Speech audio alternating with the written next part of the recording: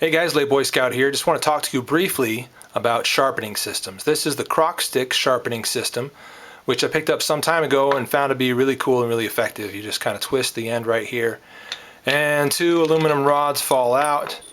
You pop them in right here for 20 degrees, or in there for 25 degrees.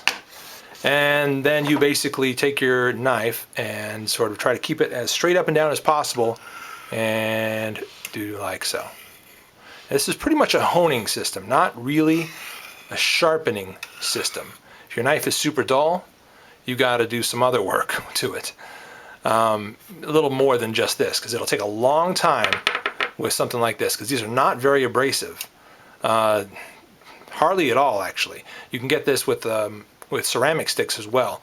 And they're just not, like I said, not very abrasive. So it helps you get a nice razor sharp edge if you don't, if it's almost there, or it helps you maintain it if you're just kind of using it on a daily basis and you come back to this maybe once a week to sort of hone your knife. But if you want to sharpen it, if this knife is actually dull, you've got a little bit more work to do.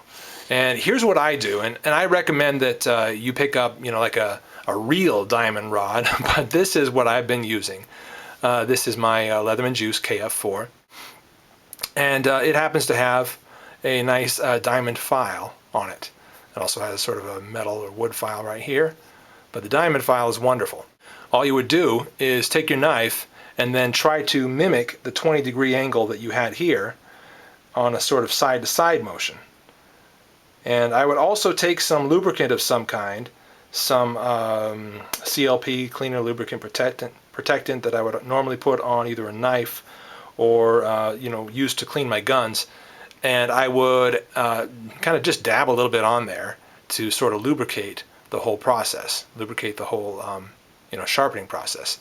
Now, one thing that I find is effective for a knife, and this is just a little bit of knife sharpening philosophy. I'm not a pro at this, but based on what I've seen and what seems to make sense to me, and you guys can feel free to chime in if you like, but what seems to make sense to me is the best way to get this thing sharp and to put an effective edge on this is to always send the knife down like this, okay?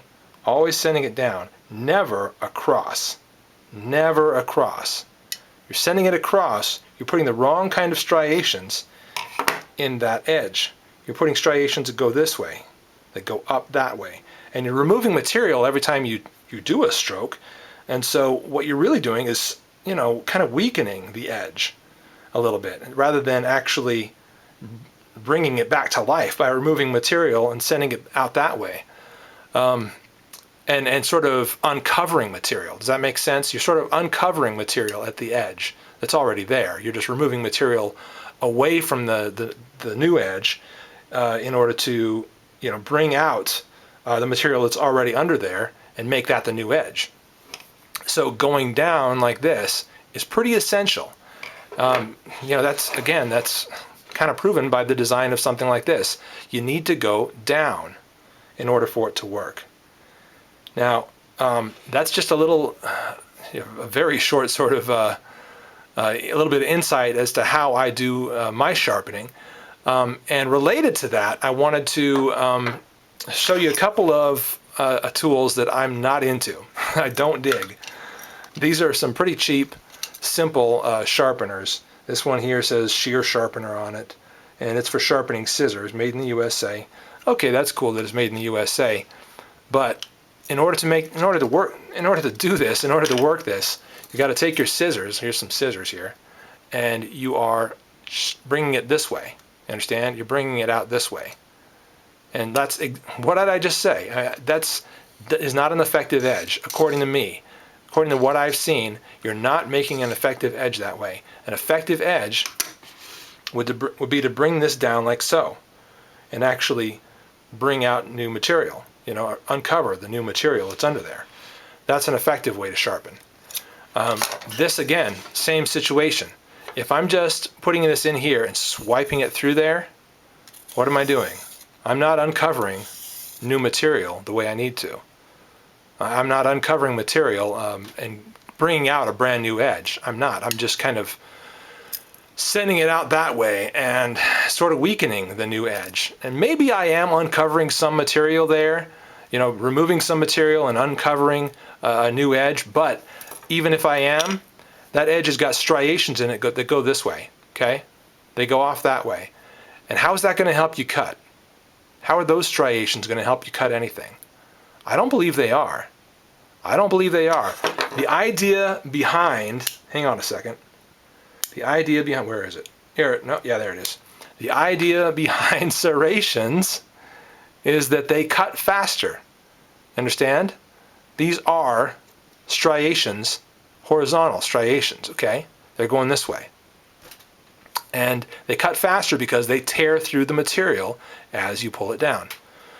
Now, on any blade, you've basically got microscopic serrations in there as long as you remove the material correctly, as long as you remove it in this way, in that direction.